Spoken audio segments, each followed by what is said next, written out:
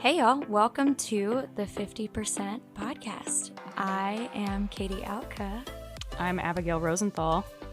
And this is our first episode. 50%, the podcast, which we'll explain the name later, is a podcast about reading romance novels. Which is what we do a lot in our free time. Yeah, and so obviously we've decided to start a podcast because what else do you do? What else do we do? So we are essentially two friends who wanted to start a podcast because, you know, we are just conceited enough to think the world needs to hear what our text message chain sounds like. Yes, we are just delusional enough that our opinions are very important. Our God complex is just large enough. But the good news is Katey actually has experience doing this. I am a journalism professor and I teach podcasting and I make podcasts for a living. So this is not done for work. This is done in my free time. I would like to state that to any of my coworkers who may be listening. I am a journalist, mainly a writer and an editor, and I have never done anything with a podcast. So 50%, we were waffling over names for our podcast, right? Because all of the good ones seemed taken or were taken. Or implied something. We thought about calling it Friends to Lovers, and then we were like, wait, but we're not. That implies something about us that is not true. I had told Katey, I was like, I wish we hated each other because then we could be like enemies to lovers or enemies and lovers. Enemies and lovers, yeah. Which would be great, but we don't hate each other. Maybe that would be a good podcast if we did hate each other. If we were better actors, we could pretend to hate each other, but I'm not a good actor. No, I have no poker face. So we landed on 50% because we both read our books on Kindle for the most part. I do like a paper book, but you know, my Kindle fits in every single bag that I own and even some of my jeans pockets, which is pretty impressive. But we mostly read our books on Kindle, and 50%-ish in the book, right, is generally the point when the main characters insert sound effect here. Something happens. Usually it's sex, right? Usually that's the point in the book when they fuck. Or, like, come close to fucking. Right. Clothes come off. Something's gonna happen. And we have, like, routinely texted about, like, if they're not getting hot and heavy by the 50% point in the book. If my Kindle says 52% and the main characters of a romance novel have not touched each other, what's the point? Yes. Why are we even there? Yes. Also, I will eventually be doing the math on this because I do want to know if our theory is truly correct and holds up numbers-wise. I'm not good at math, but I'm going to graph all this. I'm going to learn Excel for it. We can do it. We could do a pivot table. Yeah, I'll relearn how to do a pivot table. I don't know how to do a pivot table. I just made that up. I don't even know if a pivot table is appropriate for this work. I don't either. And I took a whole class about data and learned Excel not that long ago. If our good friend, the data professor, who will remain unnamed, is listening to this, sorry. Yeah, so we're going to be keeping track. We're going to see if the math holds up. We did write down a lot of percentages at where different things happened in the book that we were reading. And I guess we should finally tell the people which book we are reading, even though it is surely in the title that you clicked on. So every episode, for the most part, at least starting out every episode, we are going to be reading one romance novel. One might say rom-com novel. Generally one that you might have seen on bestseller lists, on Book Talk, on, you know, we're not going too obscure here to start out with. No, these are the ones that you're gonna see with like the bright pink covers. Yeah, cartoony. The cartoony ones, the chicklet, the beach reads, if you will. Oh, what a great segue! See what I did there? So, we did not read Beach Read. I mean, we did read Beach Read, but for this podcast, we read another Emily Henry book, Emily Henry's newest book, Book Lovers, which felt like the organic way to start this podcast. It's summer. It's Emily Henry. Would die for her. Adore her. We love Emily Henry. We stan. That's going to be immediately clear. So I know I'm defeating the purpose of us reading this on Kindle, but I'm reading y'all the blurb from the inside cover of the hardcover because I do own this book in 3 different mediums. Katey is a Kindle purchaser, a hardcover purchaser, and then what's the other medium you have it on? I have the audiobook. Ah, yes. Okay. So. You know, today I was also thinking that I want to buy it in paperback because I want a more mobile copy than this one because it's quite big. Well, what is more mobile than your actual Kindle? a more mobile hard copy. I don't know. I can't explain to you why I want it. I just do. Kindle, mobile, paperback, hardcover for the shelf for the nice copy. Yeah, maybe I'll buy Audiobook. like the other international covers too. I don't know. Let me read you this blurb. Nora Stevens' life is books. She's read them all, and she is not that type of heroine. Not the plucky one, not the laid-back dream girl, and especially not the sweetheart. In fact, the only people Nora is a heroine for are her clients, for whom she lands enormous deals as a cutthroat literary agent, and her beloved little sister, Libby. Which is why she agrees to go to Sunshine Falls, North Carolina for the month of August when Libby begs her for a sister's trip away, with visions of a small-town transformation for Nora, who she's convinced needs to become the heroine in her own story. But instead of picnics in meadows or run-ins with a handsome country doctor or bulging four-armed bartender, Nora keeps bumping into Charlie Lastra, a bookish, brooding editor from back in the city. It would be a meet-cute if not for the fact that they've met many times and it's never been cute. What a line, damn. If Nora knows she's not an ideal heroine, Charlie knows he's nobody's hero, but as they are thrown together again and again in a series of coincidences no editor worth their salt would allow, what they discover might just unravel the carefully crafted stories they've written about themselves. That's the official blurb, and we're assuming everyone who's listening has read it, so this is your last warning. This is the last time this will be a spoiler-free zone, so if you have not read the book, please pause now, go read it, but come back. Don't, leave forever. Please come back. Come back after you've read it. We want to talk about this book because we love this book. Anyway, yes. Spoiler, we love this book. This is now a spoiler zone, so if you need to turn this off, do it now. Yes. Well, the best thing about these books that we are going to spend this podcast talking about is that they're pretty predictable, which is kind of the whole premise of this podcast, is that they all kind of follow a structure in its own way. So, really, can you ever really get spoiled? No, they're going to end up together at the end. That's how it is. Oh, no! It's over! If I was going to sum up this book, I almost feel like the blurb is a little bit, not misleading, but I think it is a little liberal with some of the information. Oh, sure. They always are. Right. And I will also say I'm not a blurb reader. I went into this book fairly blind. I usually just kind of pick up a book and you just see Emily Henry and you're like, yeah, I'm in. Yeah. And I'm like, oh, okay. I think I remembered that it's like a small town, quote unquote, small town romance. And it's an enemies to lovers. And I was like, great, I'm sold. That's fine.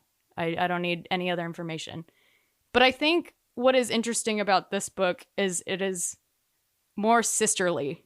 It's not really a story necessarily about Charlie and Nora. Right. The sister relationship here is, just as important to the story as the romantic relationship is. More about Emily Henry. So this is the first Emily Henry book that's come out since Book Talk has really become a thing, or at least since I have found my way into the sometimes trepid waters of Book Talk.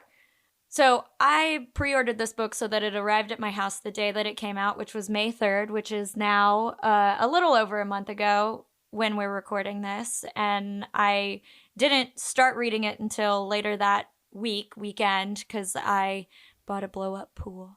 And I wanted to read it in the pool.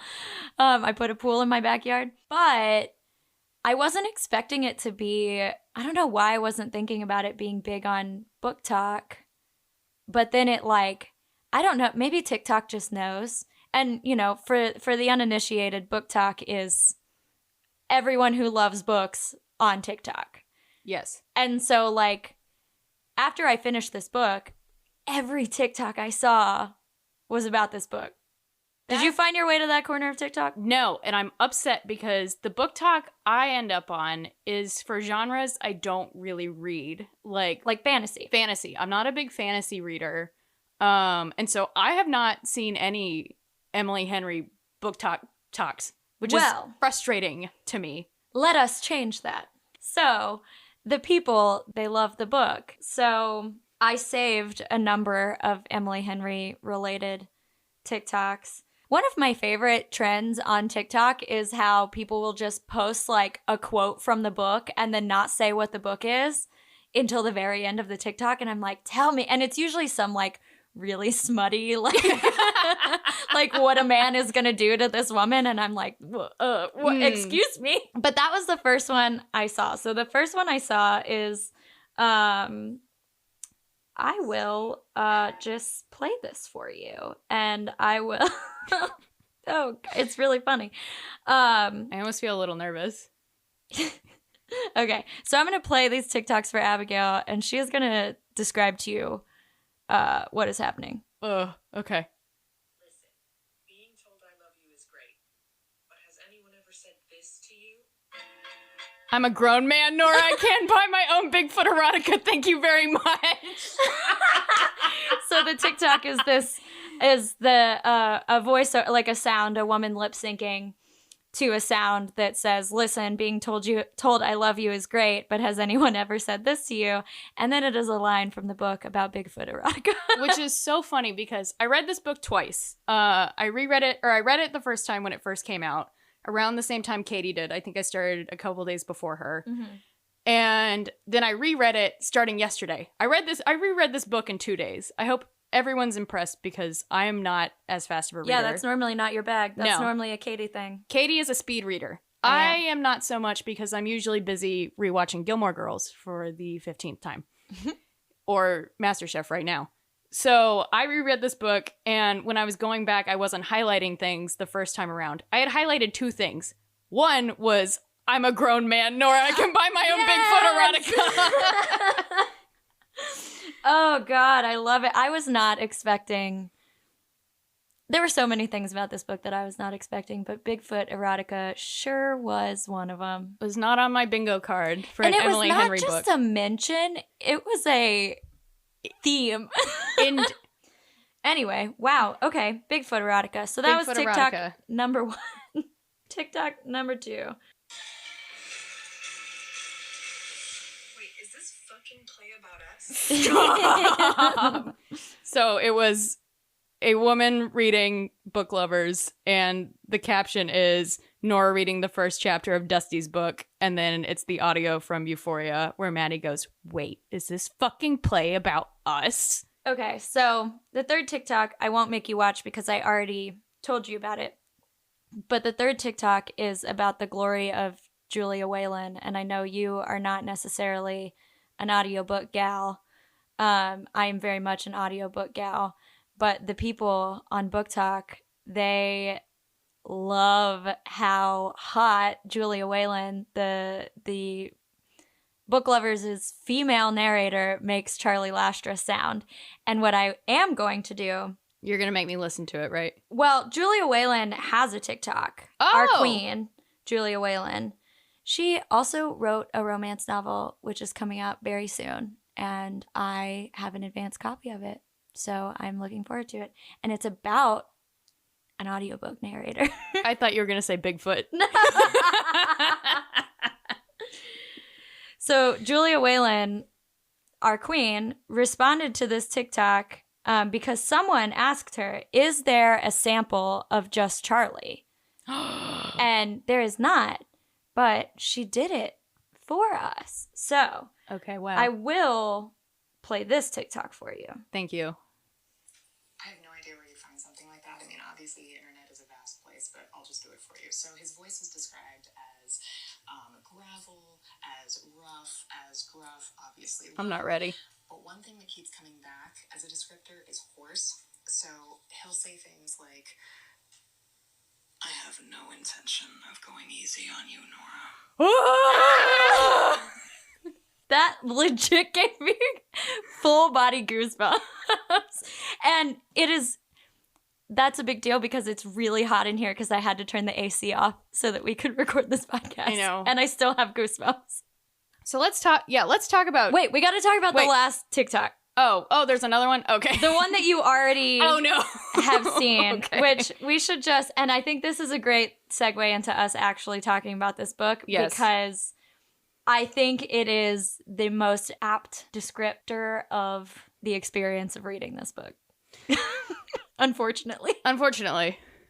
Yes, but unfortunately. Yes. So would you like to tell the people what's happening in this TikTok? Sure.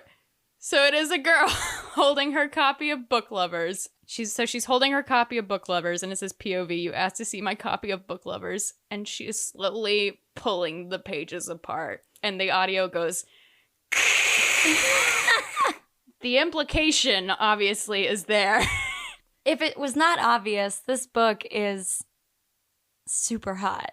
Yes. But not in the way that you might think. So, for those of you who may not think about romance novels as often or deeply as we perhaps do, every romance novel has like 3 acts, right? There's like the pre-relationship, the meet cute, the re-meet cute, the, whatever. The couple's getting acquainted in whatever way. Right. Or they are acquainted and they hate each other or whatever it is, right? Right. Act 2 is the relationship, essentially, whatever that looks like. They're fake dating or actual dating or they're sleeping together or whatever it is that's happening. And then Act 3, there's always some kind of fight, fallout. The relationship almost ends for whatever, warranted or unwarranted reason. And then the happily ever after, right? So there's kind of these 3 chunks, right? So let's talk about the first chunk of this book, Act 1. And you and I have, we have taken notes. And the great thing about taking notes when you're us is that the notes don't really make sense. It usually just says one word. Yes. So run me through some of your notes from Act 1, Abigail. So this is perfect because the first note I put is for the prologue when we first meet Charlie. So my first note is, I thought the prologue was introducing us to a curmudgeonly old man in publishing, not the man. I thought it was like a side plot? I thought it was a guy in his 60s. And that is so funny. Gross. And I thought it was just establishing us to Nora as a character and her, how she works and whatnot. I could see that. Because she's running late. So in the prologue, she's running late to this fancy work lunch meeting because she's just gotten dumped. This is the 3rd time that she has been broken up with by someone who has done the Hallmark movie thing of running off to a small town and marrying the what did they say in this book? The lobster farmer? The lobster hunter. The lobster hunter. Oh, I have a note about that too, where I just said, Tessa Bailey? Tessa Bailey. The crossovers. What? The crossover. But yeah, so she's been dumped 3 times by men who have gone and done the small town romance thing where they go off for a week on vacation, or in this case, he was on a work trip to San Antonio, met the daughter of a hotel tycoon. Chastity. Of course, that's her name. Chastity. And has dumped Nora, the cold as ice, bad bitch, blonde, Peloton loving. Yes. From New York City. Has been dumped for Chastity, the hotel tycoon's daughter in San Antonio. By her billionaire boyfriend, who sounds like he sucks even despite the fact that he dumped her. Book agent. Yeah, I think he sucks regardless. So obviously he's gonna marry the hotel tycoon's daughter and live happily ever after. Not with Nora. Not with Nora. With Chastity. So one of my early notes in this novel, which turns out to be a correct instinct, is I wrote Nora ... as in Efron, and turns out yes, you were correct. I was correct. Our girl which Nora. I have a note later that says yes, page 38. Yes. You got your answer kind of quickly. So I did. You got lucky there. So she meets Charlie. It doesn't go well. They're both ordering martinis at lunch because they kind of hate each other. And then that's our first meeting of him. Yeah. And he's cranky. He hates this book that she's pitching. Yes. Called Once in a Lifetime. So she pitches this book to him, and he's not into it. He calls it unreadable. And then she asks him to tell her what he liked about the book, and he proceeds to just keep listing things that he hated about it. And that was the moment that I was like, Charlie Lastra is my man. This is the selling point. Tell me what you like. Here are all the things I hated. Actually nothing. I hated it all. Okay, so that's the prologue. Then we have this 2-year time jump. Nora's hustling as a book agent. Charlie is an editor. He's gotten a job at the publishing house that published Once in a Lifetime, which has become a bestseller. And Nora's sister Libby is obsessed with this book. And so this book is set in this small town in North Carolina. Called Sunshine Falls. This author writes this book about this town, and it's a fictional novel about a town that is real in Nora and Charlie's world.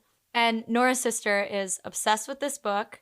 And then in a roundabout surprise way, she books this trip for her and Nora to go to Sunshine Falls, which is a big deal because Nora, of course, in true romance novel fashion, works too much all the time. She can't take any time off, ever. No, has never taken a day off. Also, Libby is expecting her third child. Yes. She has 2 children already.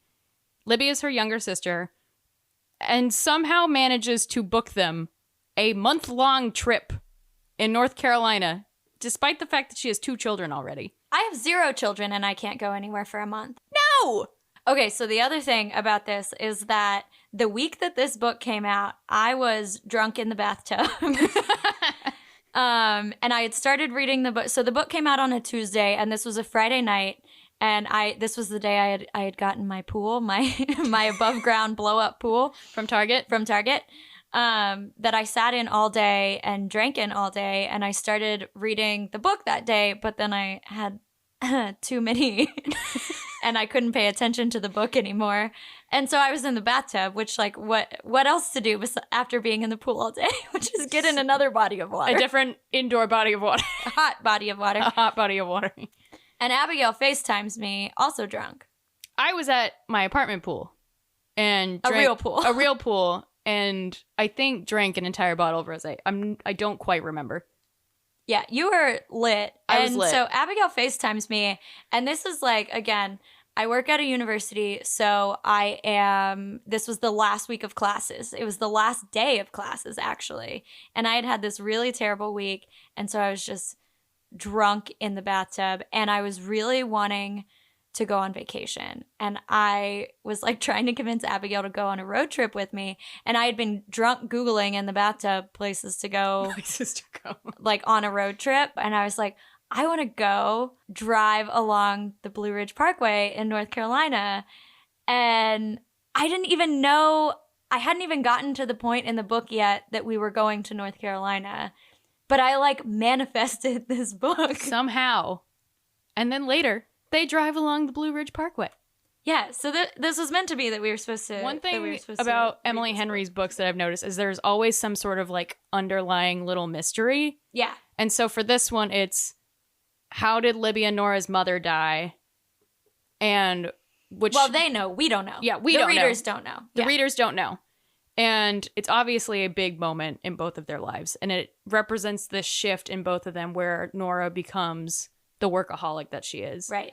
And Libby is kind of her polar opposite, where she's, you know, very emotional in not a bad way, but impulsive, like more spontaneous. It's like the typical big sister, little sister kind of dynamic, I feel like. And Nora's also like the thing that we learn about Nora and Libby in the early days of this trip is how insanely protective Nora is of Libby, like to a fault, like in a way where Libby, like she doesn't let Libby make her own mistakes, like she's overly protective of her.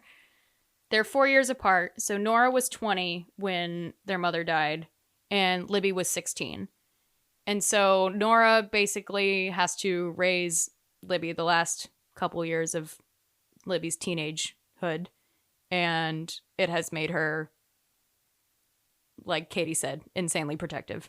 And it's totally understandable for that to carry over into adulthood, but it like rules Nora's life. Like the reason she works so hard is to take care of Libby, even though Libby again is an adult woman with a husband and children. And yes, Nora makes more money with her fancy book agent job, but Libby's an adult. She can take care of herself. Yes. And part of this whole trip is that Libby creates this, she wants to live out this book, basically, that she loves. And so she creates this list that she wants her and Nora to do to complete, which... Mostly Nora. Mostly she wants Nora to do these things, which include bake something, wear a flannel, pet a horse. General makeover. And then the parentheses of that is let hair down / get bangs, ? I have bangs, fully endorse. Which is the most relatable thing in a book about women ever, because women are consistently wondering if they should get bangs. Well, the most egregious one is her making Nora go on these dates. Yes. So Libby has decreed Nora to go on dates with locals because she wants Nora to live out this small town romance. And she thinks Nora's standards are too high. So this leads us kind of to the Charlie re-meet, where it turns out... Shocker. Guess who's in Sunshine Falls? Charlie Lastra. Guess who's from Sunshine Falls? Charlie Lastra. Hometown, Sunshine Falls. Which is why he hated Dusty's book so much, because he's from there. And she had never been there. She never even went there, which, like, again, Charlie, I feel you. I'd be pissed too. This is my first biggest question about this book, which is not a fault of Emily Henry, the author, but is it unethical to write a book about a place you have never been? Yeah, I think so. I think it's wild to have written this book that Dusty writes called Once in a Lifetime, and it is fully set in Sunshine Falls, North Carolina. And she says later on in the book that she had never actually been there. She had just driven through it years before. And it reminds me very much of parachuting journalism. Yeah. We live in Texas, and so that's something that we occasionally get a lot of, big news happens here fairly regularly. Yeah. And we both grew up in small towns, and if somebody wrote a book about my small town and had clearly never been there, I would be really upset. Right. Yeah, same. And yeah, it's one thing to be like, oh, I heard this cute town name, so I gave the fictional town in my book the same name. Like, fine, do that all you want. But she clearly made it this town. So Nora wanders into the coffee shop called Mugshot, because everywhere in this town is a pun. Mugshot is a good name for a coffee shop. Yes. That I like. I fully agree with that one. So Nora wanders into the coffee shop and she's like, man, that guy over there really looks like Charlie Lastra. And that goes on for like 2 pages. Yeah, and she thinks he's really hot. Yeah, she's like, man, this guy's really hot. Oh, he kind of looks like Charlie. Yeah. Shocker. It's Charlie. So, and then they re-meet when she quite literally runs into him.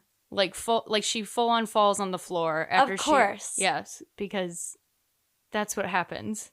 As soon as they re-meet, things start happening. Right. So part of the whole idea for this podcast is we're trying to keep track of where they kiss, where they have sex, like in terms of the Kindle percentages, right? Thus 50%. And things get hot and heavy at 28%. I wrote hot, hot, hot, all caps, 3 exclamation points. Yes. So they play pool in the bar. They flirt. Of course. He walks her home in the rain. Of course. And then they make out against the door. And it's super hot. And he talks about 2 of my favorite things in the whole wide world.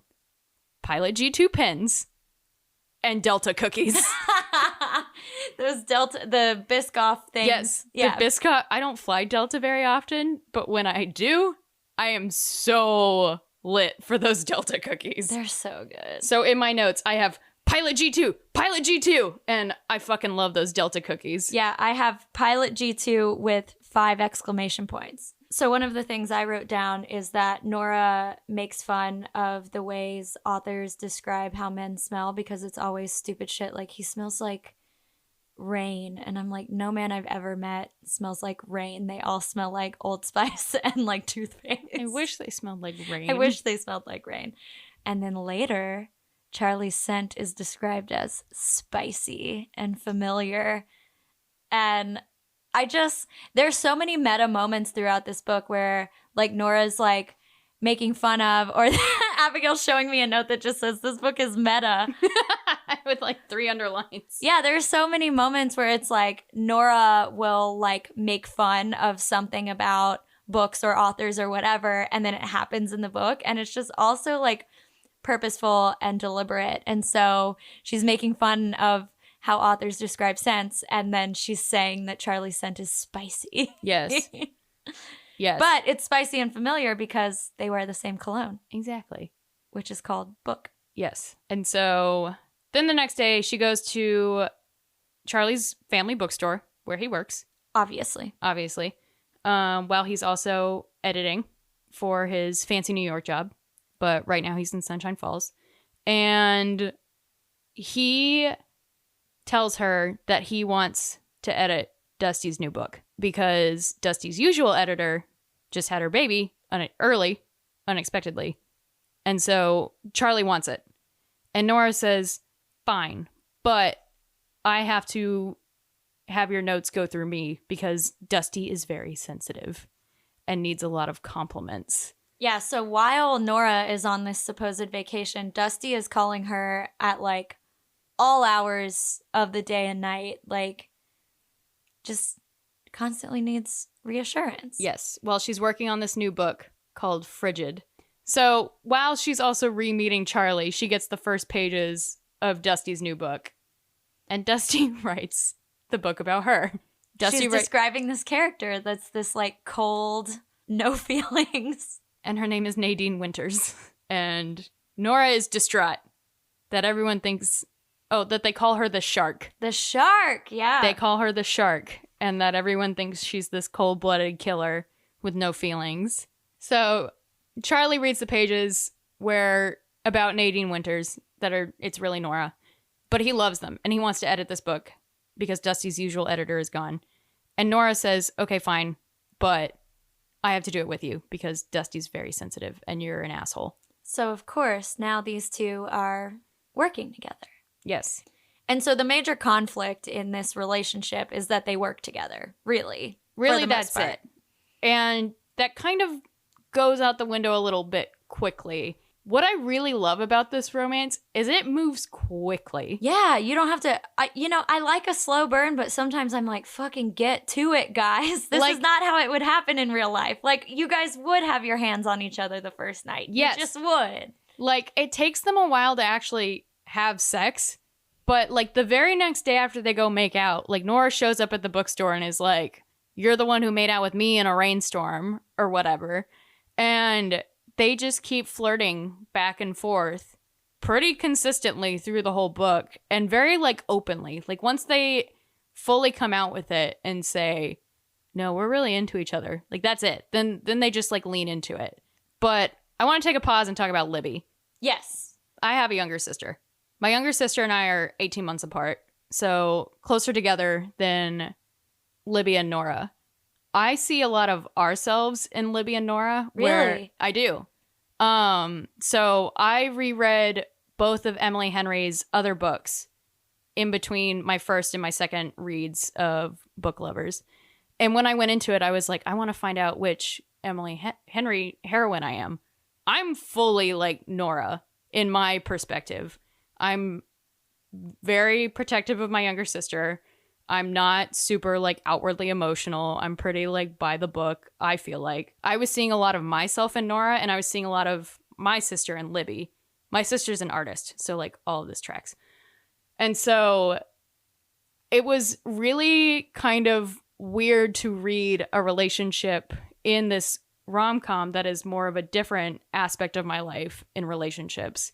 You know, like you kind of read these At least I do a little bit for like escapism and to get like all the good hot and heavy juicy stuff.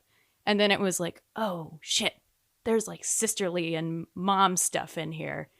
I was not expecting a lot of that, but also I found Libby really annoying. Yeah, I got annoyed with her too, like a lot. Both times I read it, I wrote, is Libby annoying? And the answer I came to both times was yes. But is it in a lovable way? I think it's in a lovable way of like annoying little sister. Once I hit 80% in the book, that's when I stopped disliking her. Well, they're both very withholding. Yes. Like, that's one of the really interesting things about this book, because usually we're watching the heroine be withholding in her romantic relationship. And the two people in the romantic relationship are not talking to each other. And that's usually what pisses me off. I'm like, this could all be resolved if you guys would just talk about how you're feeling. Yes. But I was feeling that way about Nora and Libby, not about Nora and Charlie. Nora was straight up with Charlie the whole time. Yes. They were both straight up with each other. Yes. They were like, we like each other, but this is going to be really hard to make this work. Right. But Nora and Libby, I was like, y'all are hiding shit from each other. You're not talking to each other. Nora thinks Libby is getting a divorce from her husband. Right. Because Libby's like kind of dodging Nora, kind of being vague when Nora asks her questions. Nora's getting like texts from Libby's husband, and Nora's kind of wondering why, because she's like, is Libby not talking to him? Like, what's going on? Yes. So I don't think Nora assuming that they're getting a divorce, like, it's kind of a jump, but I don't think she's totally off base, because like it's clear something weird is going on. Yes. And then when she and Libby go to Sally's after the play party, Sally gives Nora a phone number, and then later on in the book you find out it's the phone number for a divorce lawyer. Right. But that ends up not being the case. Libby and her husband are fine, but they're just being very cagey with each other. And like you said, that is such, like, I did not pick up on that as I was reading the book, that this is kind of the normal, like, romance conflict you would get, that they're being cagey with each other, but you get it in, like, a sisterly way. So we're in kind of this act 2, and Nora and Charlie are kind of chugging along romantically and working on Dusty's book together. Yeah, they're like making out, flirting, you know, it does kind of turn into a slow burn, just in the sense that, like you said, it takes them a long time to have sex, but we're getting like, this is the kind of slow burn that I like, because we get little like makeouts here and there that are super hot. So it's like almost like stringing us along. Like, it makes the build up even better, in my opinion. Like, I don't really like a slow burn where it's like they don't touch each other. And because again, I feel like that's not realistic. And I know we're not in the romance novel reading game for it to be realistic, but sometimes I'm like, could you guys just like hook up on the first night like normal people? Like most people in real life do. Like, that's just, sometimes I'm like, okay, these people would not wait 3 months to have sex. Like, they just wouldn't. They just wouldn't. And so that's what I really liked about this, is because it legitimately felt like what a real relationship that was like this might look like. Like, it probably would be a little like, oh, we get drunk and make out, and then like, oh God, we shouldn't have done that, but then we do it again, and like there's this push and pull. Like, that's normal. Yes. So I have it marked when clothes come off in the percentage, and it's 45% in my reading when they go skinny dipping, which is incredible. Yes. Except they're not even really skinny. They have their underwear on. She doesn't have her bra on. Yeah, but so it's like halfway. You're gonna walk home with wet underwear? Apparently, you might as well just do it. If you're gonna do it, just do it. That was my note. I wrote, they aren't even really skinny dipping. Yeah. This is fake. But the scene is very hot regardless. And yes, he's not like, I want to be in a relationship. Like, he's not like trying to convince her. Right. They're both very aware of like, this is a really complicated situation. Right. But we're going to go skinny dipping anyway, I guess. And in mine, it was at 47%. And I think it's because I make my text really small. Oh, ooh, shoot. We got to fix that. I know, we got to align our text sizes. Right. I actually don't know if that makes a difference, but I feel like it does. That's a good question. We'll have to figure that out. But that's kind of, you know, that moment is also when they kind of have their first, it's not a fight, but it's the first like real conflict when, Right. you know, when Charlie is like, I need to stop pretending this can be anything. And they do kind of have that moment of like, shit, we probably shouldn't be doing this. Right. Which doesn't last. Which doesn't last, obviously. And then later on, they make out in the library. In the library! It's so good. In the library. After they finish editing. While all this is going on, she's learning more about him, too, and that he's in Sunshine Falls to take care of his dad, who had a stroke. But he doesn't really fit in with his family. He doesn't really fit in Sunshine Falls. And he's very much like Nora. Like, he's a city person. And so they're bonding kind of over these things, and that they both feel a little out of place here and are kind of at weird points in their life. You know, we're talking about this book being really meta. Nora talks a lot about like getting a happy ending. She wants a happy ending for Libby, for her sister. But one of the things that I did write down in my notes was, after making such a big deal about endings, I cannot wait to read this one, because they talk about happy endings or endings of books or endings of stories so much throughout this book that I'm like, girl, I feel like you're building me up to either something really exciting or really disappointing. Ooh. Yeah, I did not know where this was going to go because, you know, as we've established, like, Charlie and Nora are pretty, not conflict free, but they don't, like, bicker. Right. Like, they did not seem like they were going to have this blow up fight where they hated each other. Right. So let's talk about, are you ready to talk about the fight? Yeah. Okay. Yeah, let's talk about the fight. Because, yeah, I feel like I was actually, like, concerned that maybe with all this build up to, you know, all the talk about endings, happy endings, I was like, are they not going to end up together? Like, I was really worried that we weren't going to have a happily ever after in this book. I was like, is this going to fucking destroy me when these two don't end up together? See, I didn't think our girl Emily would do that to us. I didn't think so either, but man, there were just so many little hints. I was like, is this going to tear me to pieces? So in a truly unhinged moment, so as we established, Emily Henry kind of always has these little mysteries underlying where it's like, what is this conflict that we don't know a lot about? And all of the mystery ones are having to do with Libby and her mom. Mm-hmm. And in a truly like unhinged moment where I was like, I think this will be like what the fight is. I think it's going to have to do with her family, and whether Charlie is involved in that or not, I'm not sure. But I was like, when Libby collapses, I was like, oh my God, either Libby's going to die, or in a truly just like, I don't know what I was thinking, Libby is Dusty somehow and is writing this shitty fan fiction about her sister. Because at points, Libby is mean to Nora. Yeah. Where she's like, all you do is work. You're supposed to clock out at 5. When, like, Nora's answering a call from her, like, coworker who's on maternity leave. I'm like, okay, Libby, you need to chill. Right. You're being really mean to your sister who does just want to take care of you, even if she's overbearing.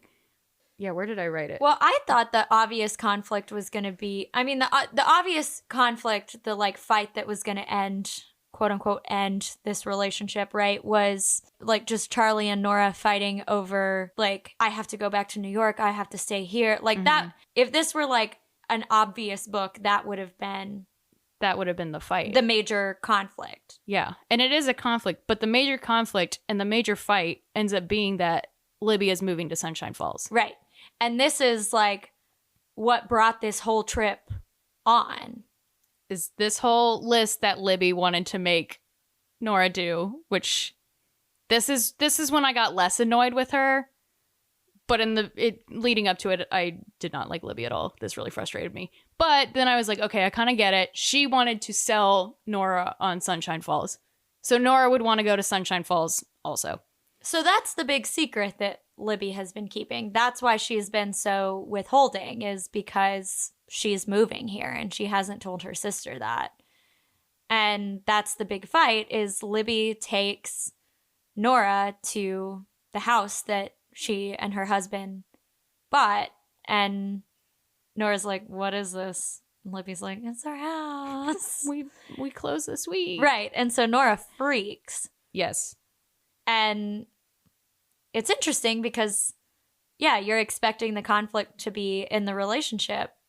And it's not. The big fight, the fallout is between the sisters.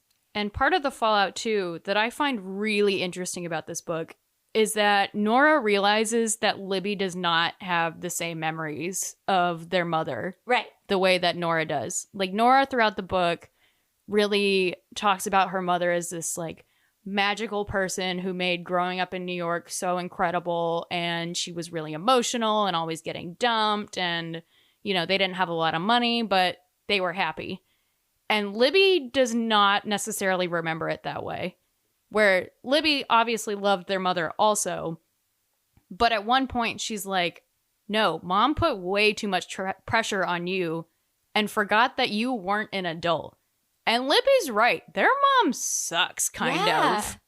Like, well, and it's really interesting that that Libby, as the younger sibling, is the one who's more real about their mom rather than Nora, because I feel like that's usually like an older kid thing. Yes. In my notes, I feel like they should have the opposite perspective. Yeah.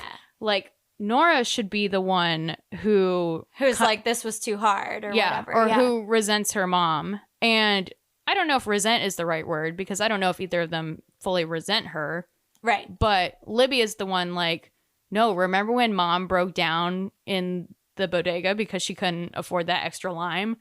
And she says it in a way like, that was a lot. That was kind of ridiculous. Like, why did Mom put us through some of these things that she did? Because she was having a lot of, you know, emotional relationships and trying to make it as an actress in New York. And Nora remembers that moment, and that's not how she remembers it. She remembers it as like a moment where she was comforting Libby. And so, yeah, when I was rereading it, I was kind of realizing, like, I feel like they should feel the opposite of the way that they do. You know, I wonder how much of that does have to do with, like, so much of Nora's inner monologue in this book is about story and about endings and, you know, everything kind of like wrapping up with a little bow. And I wonder if Nora's feelings about her mom have to do with the fact that she is like a book person, like a story person, and she wants it to be this like magical story that she tells herself about her mom. Yeah, that's a good point. I didn't think about it that way, where she wants to remember as she keeps saying, like, the magical growing up in New York. The magical New York, yeah. And the Hepburn nights and whatnot, and like eating junk food on the couch, and that her mom being so emotional all the time was like a good thing. Yeah. So finally, after the slowest of slow burns, we have reached the moment. It was at 80% in my Kindle. Also at 80. That's and what I have wrote marked. 80%, all caps, finally, with like a lot of underlines. Finally. They finally get together. And so they're in Charlie's family's bookstore, finishing editing Dusty's book together. Which they end up really loving. Yeah. Mutually. And this line where she says, some books you don't read so much as live, and finishing one of those always makes me think of ascending from a scuba dive. Like, if I surface too fast, I might get the bends. Like, what? How do you write like that, Emily Henry? I didn't clock that one. Yeah. This book has crushed me with its weight and dazzled me with its tiny bright spots. Oh, you know what? I was too preoccupied with, I know they're about to fuck. Yeah.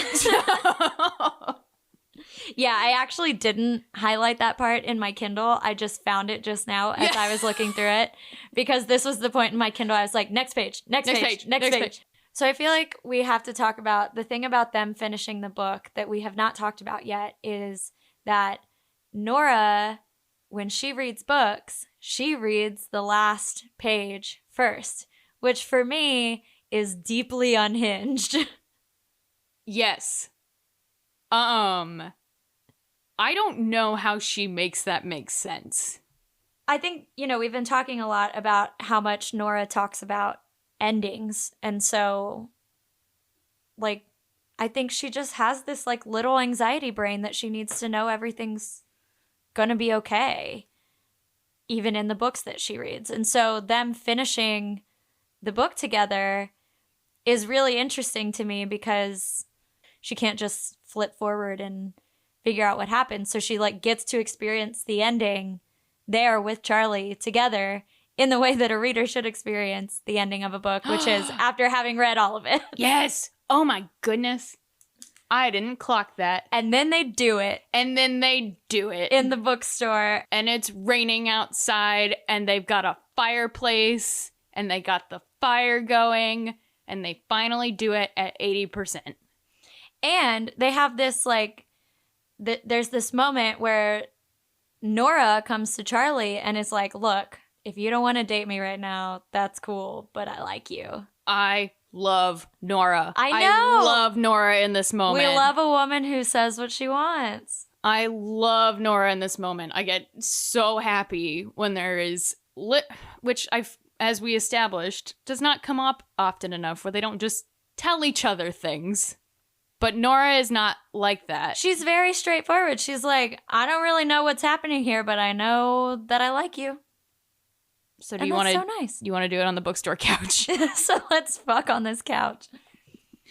And they do, and it's amazing. It's great. So since they fucked at 80%, it means we're rounding third. We're on our way home, and inevitably Charlie and Nora have to call it quits. The biggest reason is Nora's going back to New York.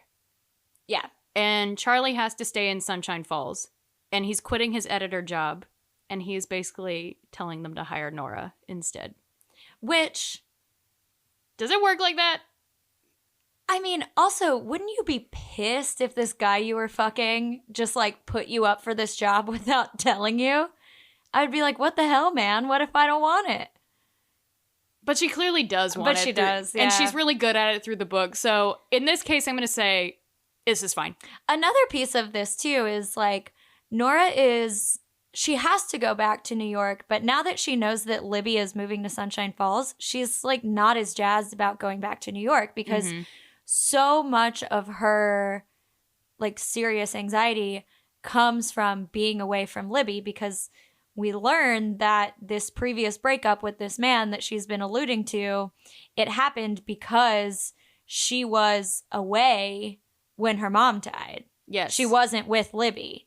And so that's kind of where so much of her anxiety and like overprotectiveness of Libby comes from. So there's almost like two little pieces of conflict here. One is the conflict that she has to go back to New York, even though she wants to be with Charlie. And then the other piece of it is she has to go back to New York, but she doesn't super want to because wants to be with Libby. Or I guess really she doesn't want Libby to move. It's not that she doesn't want to go back to New York. She wants to be with both of them in New York because she wants to have her dream job and her Peloton. And her Peloton. And as she establishes throughout, she's a city person. Yeah. She loves living in New York. So inevitably, Nora and Charlie call it quits, and they are both devastated. But yes. Nora gets her big-time fancy job, which, good for her. Yes. Libby still moves to Sunshine Falls. 2 little girls and her husband, and the third one on the way. And she and Charlie don't talk for months, which is, I always think the wildest thing in these books is that these people will have these breakups and then they don't talk. And to Charlie's credit, he never tries to get Nora to stay in Sunshine Falls. No, he just like lets her go, which at first kind of disappointed me. But what we know about Charlie is that he's not really a man who's going to try to get you to do something you don't want to do. Right. And he doesn't really want to be there either. Right. He's like, I feel you. I'd also rather live in New York. I would much rather be in New York, but he is there to help his family, which he feels this duty to do, even if he doesn't feel very at home there. And then, at the end, Nora has this really emotional goodbye to Libby. Yes. Libby moves. And then Nora goes to the bookstore that they used to live above on December 12th, which is their mother's birthday. And she had told Charlie earlier in the book that every year she and Libby would go to Freeman Books, the bookstore they used to live above, every year on their mom's birthday, because they would do that with their mom every year on her birthday. And Libby texts her and asks if she got her present. And Nora says, no, were we exchanging presents? And Libby said, well, I got you a present. Let me know when it's there. Guess what the present is? Who would it be? Mr. Charlie Lastra. Who reaches for the same book as her in Freeman Books while she's in there. And then he tells her that Libby is now running the Lastra family bookstore and that he gets to move back to New York. And there's another excellent quote from Charlie. They finally say I love you. And when she says it to him, he says, I know. I can read you like a book. The end! Except not really, because there's an epilogue. Emily Henry always does very good epilogues. And I really love this one and the way that she writes it, and that it is like in third person. Mm-hmm. And it's not in Nora's head, and it is just full updates of everything that's going on. It's very like if you were floating above this party that they're at, this is what everyone's doing. And this is the release party for Dusty's book that they edited together. And Charlie is about to propose to Nora. Yeah. But we don't see the proposal. And I love a book that ends that way, where you know what happens, but you're like, man, I wish they had done it. I wish it didn't end that early, but that's why I really love that line from earlier in the book about a good book feels like scuba diving, because you can't come out of it too fast. Like with this book, I was like, I finished it while you were here. You were here working out in my garage. On your Peloton. On my Peloton. And I was like sitting inside reading it, and I just ran outside and I just screamed and I scared the shit out of you. Yes. Yes. And we couldn't talk about it. No, because we were saving it. Yeah, we were saving it for the pod. Okay, I want to do like a quick run through of quotes from the book that we didn't spend time on, but ones that I loved. Yes, I have a couple as well. Okay, here's a favorite. No context, because Kindle doesn't give you context. I'm like 3 sleepless nights away from snapping and pulling a Where'd You Go, Bernadette, if not the full Gone Girl. Oh, here's a good one. Straight men love bangs. They make women approachable. So many of mine are like really long because I just highlighted entire chunks of this fucking book. My favorite Charlie Lastra line, and I'm a short woman, but he says, there's just tall women and the men too insecure to date them. All right. Do you have any stray thoughts that we didn't talk about? Oh, I cannot believe that I didn't talk about this. There are 2 moments toward the end of this book that felt like blatant Taylor Swift references to me. Let's hear them. So at one point, Nora says to Charlie, you showed up and I could finally breathe. And then, and I realize that Taylor Swift did not invent the phrase death by 1,000 paper cuts. But as far as I'm concerned, this is a Taylor Swift reference as well. So their breakup is like, they don't talk for a while. And so she describes it as death by 1,000 paper cuts. My last lingering thought is one of my last notes, which is, I can't believe this book actually ends with a dance in the town square. Which is not the actual end, but them saying goodbye. Is Emily Henry a Gilmore Girls fan? Because that feels so Gilmore Girls. Luke and Lorelai. Yeah, genuinely. Another curmudgeonly man. Nora's wearing a flannel. And she's wearing a flannel. Luke Danes? Oh, this one is... They make out in the library. They have sex in the bookstore. They get back together in the bookstore. Book lovers indeed. Which is my stupid... That's the tagline. That's the tagline. So, those are all my stray thoughts. Needless to say, we loved this book and we love Emily Henry, and hopefully there is another Emily Henry book like next year, because she's kind of on a yearly release at this point. Yes, she's got a good summer release for the past couple years. So, I'm here for it. So, to bring it home, so we read this book a few weeks ago, a month ago. What are you reading right now? So right now, I am taking a turn from my usual reads, which I almost exclusively read these types of books because a lot of my job is reading and writing, and I usually want something easier and fun to read when I'm off work. And so I'm usually exclusively reading these types of books. But right now, I'm reading Blood, Sweat, and Chrome by Kyle Buchanan because I love Mad Max Fury Road. And this is an oral history of shooting that movie. And it is ridiculous that this movie ever got made. I've been kind of slugging through it because it's a little bit of a long read. It's like 400 pages, but it's incredible. And next up, which we won't be talking about this one on the podcast because it's been around for a little while, but I have The Love Hypothesis coming up next because I heard classic. I heard it's Kylo Ren fan fiction. So I have to read it. So I read that book before I was, as we put it in the Outka household, a Star War, before I was a Star War. I read that book. So I should revisit it now knowing that it is Kylo Ren fan fiction. I am a lifelong Star War, so I'm a little bit prepared to be scarred, but I also understand the Kylo Ren fan fiction.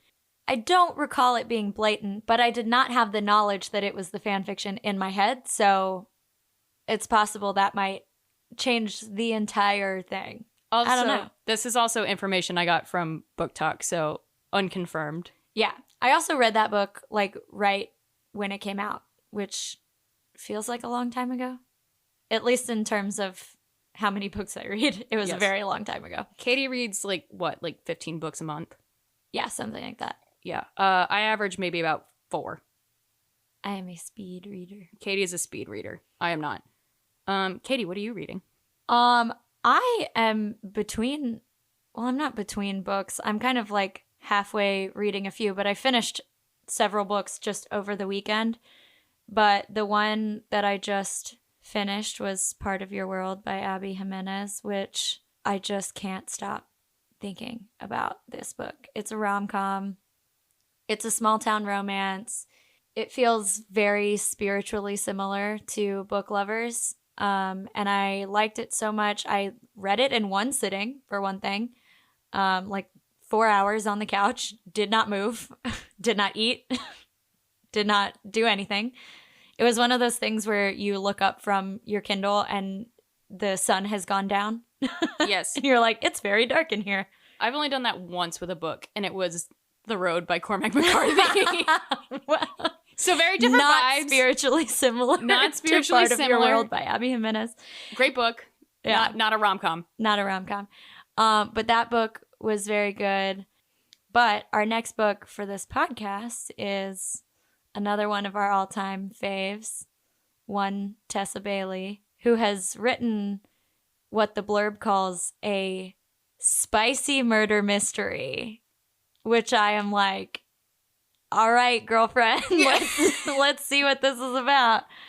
Because when I tell you Tessa Bailey's 2 books, It Happened One Summer and Hook, Line, and Sinker, changed me. They're just so good. They're very good. They were like another level of sex scene than I have read. Oh, in, like, you have not? No, I have not. You've not found your way to the corners of smut that I have. No, I have not. No, I read some Helen Huang, and she's pretty similar. Yeah. But Tessa Bailey and like that like corner, right? It's definitely different than Book Lovers, where they wait till 80% to fuck. Yes, and Tessa Bailey is definitely more descriptive. Yes. Than our girl Emily is.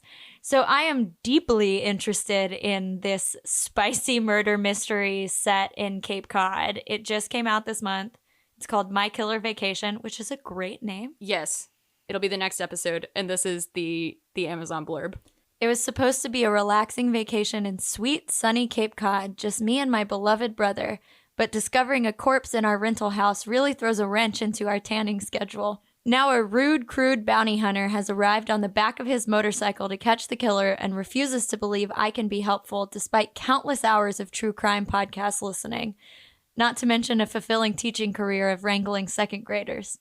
A brash bounty hunter and an energetic elementary school teacher, the murder-solving team no one asked for, but thanks to these pesky attempts on my life, we're stuck together come hell or high tide.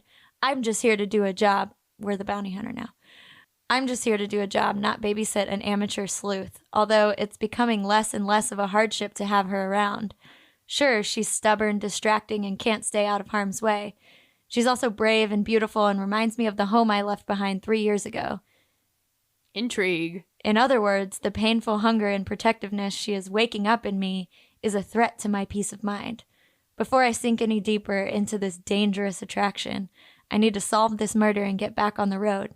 But will fate take her from me before I realize the road has been leading to her all along?